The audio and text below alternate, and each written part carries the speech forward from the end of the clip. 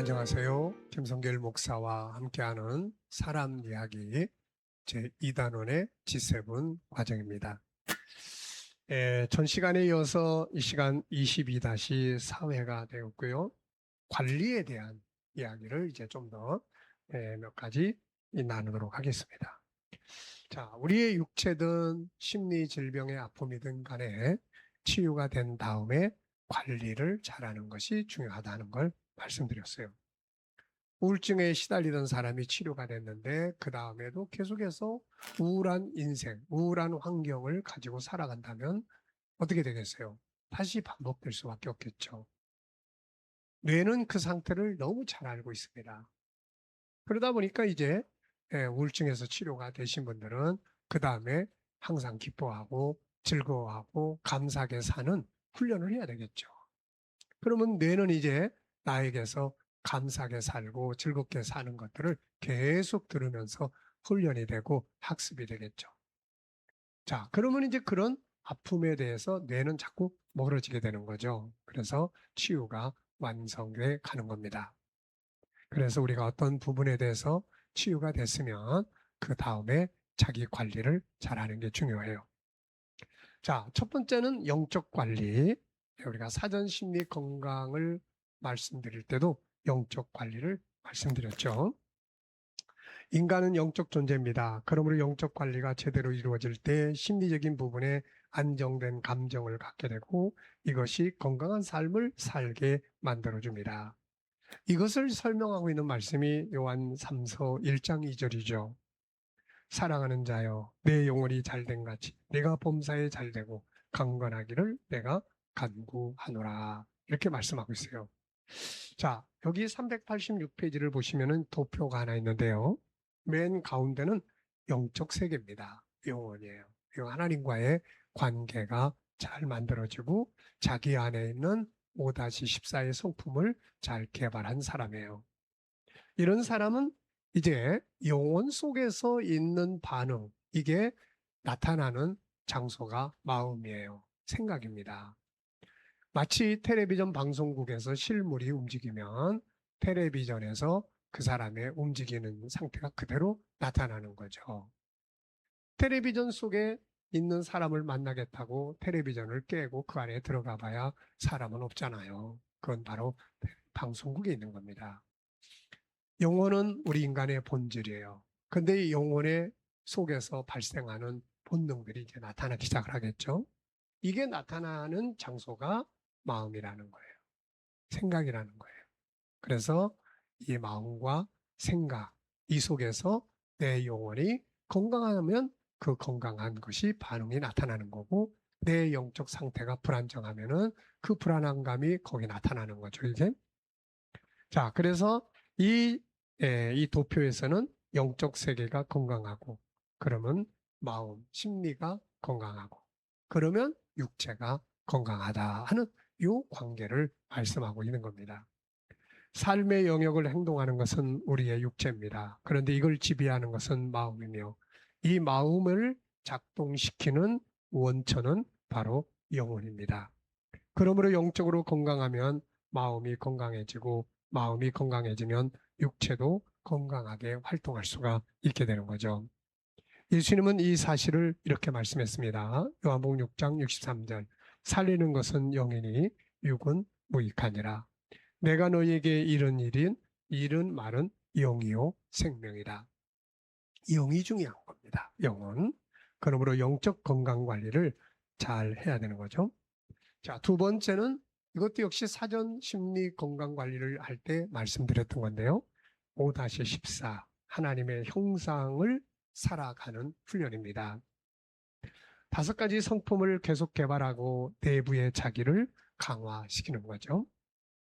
대부분의 심리적 질병은 이게 약한 데서 옵니다. 자, 우리가 어떤 병을 앓을 때 면역성에 대한 이야기를 많이 합니다. 우리가 그런 유행 전염병들을 앓고 있을 때 많은 사람들이 내면의 면역을 강조했습니다. 같은 바이러스지만은 면역성이 강한 사람 속에서는 작동을 못한다는 거죠. 면역이 약한 사람들은 이게 안에 방어 능력이 약하기 때문에 휘젓고 돌아다니면서 온몸을 망치게 된다는 겁니다. 그래서 사실 중요한 것은 인간의 내면이 강화되는 것이 중요한 거죠. 그래서 앞서 말씀드린 것처럼 내 영혼이 잘된 같이 이렇게 말씀을 드리고 있는 겁니다. 내 영혼이 잘돼. 그러면 범사가 잘돼. 그 다음에 육체도 강건하게 되는 거죠. 자, 그래서 중요한 것은 외부가 어떠냐가 아니라 내면의 자아가 얼마큼 성장하고 있느냐가 중요합니다. 창세기 49장 22절에 보면은 요셉은 무성한 가지, 곧 샘 곁에 무성한 가지라. 그 가지가 담을 넘었다. 참 중요한 말씀이에요. 요셉은 형제들이라는 장벽, 또 노예라고 하는 장벽, 뭐 나중에는 억울하게 누명 쓰고 죄수가 되어서 감옥에 갇히는 장벽. 근데 이 벽을 허물려고 하지 않았어요. 그 대신에 자기 내면을 키운 거죠. 하나님과의 관계를 키우고 자기 내면의 성격을 키우고 이걸 키우니까 뛰어넘어 버릴 수가 있게 되는 거예요. 모든 심리질병의 문제는 창세기 1장 27절의 특성이 어리고 창세기 3장의 죄성이 강한 데서 생겨나는 것들입니다. 그러므로 무엇보다 창세기 1장 27절 하나님을 닮은 속성, 이 성품들을 키워놓아야 돼요. 5-14 이걸 키우면은 그만큼 세상에 부딪히는 문제들을 극복할 수가 있는 거죠. 그래서 사도 바울은 선으로 악을 이기라고 했는데요. 여기서 선은 창세기 1장 27절에 하나님을 닮은 5-14의 성품입니다. 이게 강화되면은 악을 이길 수가 있게 되는 거예요. 우리가 보통 인간관계에서도 항상 뭐 상대방이 어떻고 저떻고 이런 말 많이 합니다만은 그러나 알고 보면은 내 내면의 세계가 약하다는 거예요. 적이 공격을 할 때 내면의 세계가 약하면은 공격할 때 당하게 되잖아요. 근데 내면의 방어 능력이 강화되어 있는 사람은 적이 공격을 해도 미사일을 쏴도 방어 능력이 강화되어 있으면 잘 방어할 수가 있게 되는 겁니다. 그러므로 우리는 창세기 1장 27절에 참나 5-14를 키워가야 합니다. 이것이 커지면 심리질병에서 자유하게 되죠. 창세기 1장 27절에 하나님의 형상인 5가지 성품을 키워서 창세기 3장의 부정적인 나를 뛰어넘어야 합니다. 이것을 사도 바울은 선으로 악을 이겨라 이렇게 표현하고 있는 거예요. 자, 세 번째는 채움과 나눔입니다. 많은 심리적 질병들은 채워야 할 것들을 채우지 못하는 데서 발생을 하는 겁니다. 나눠야 할 것들을 나누지 못한 데서 또 발생을 하죠. 채워야 할 것들을 채우지 못하면 이 속에 번아웃이 옵니다. 그리고 있는 것들을 또 나누지 못하면 무기력증에 빠지게 되는 거죠. 그래서 우리는 항상 내 안에 채워야 될 것들을 채워야 합니다.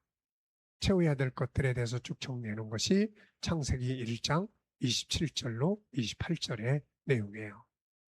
하나님과의 관계에서 채우고 내 내면의 세계를 개발해서 내 내면을 채우고 사람과의 관계를 잘 발전시켜서 채우고 내가 하는 일과 업무를 통해서 성취감과 좋은 열매들로 채우는 거죠. 이 채우는 작업을 해야 돼요. 그럼 채웠으면 이제 뭐 해야 됩니까? 채웠으면 그 다음에는 나눔이 이루어져야 합니다. 채움이 없으면 번아웃이 오고 나눔이 없으면 의미 없는 무기력증에 빠지게 되는 거예요. 자, 마지막 하나 더 말씀을 드릴 것은 앞으로 가라는 겁니다. 심리질병을 치료하는 데 있어서 미래를 향해서 비전과 목표를 가지고 앞으로 가는 게 참 중요합니다. 희망에 찬 미래를 계획하고 그것에 대한 비전을 품고 앞으로 가야 돼요. 그렇지 않고 멈춰 있다든지 항상 뒤에 것에 매여서 씨름을 한다든지 해서는 안 됩니다. 결국 치유로 가느냐 더 안 좋은 상태로 가느냐 하는 것은 앞으로 가느냐 뒤로 가느냐에 달려있는 거죠. 사도 바울은 빌립보서 3장 13절에서 뒤에 있는 것은 잊어버리고 앞에 있는 것을 잡으려고 표대를 향해서 나아가라고 당부하고 있습니다. 뒤에 것에 자꾸 매달리면은 그러면은 아픔이 자꾸 되살아나게 되는 거예요.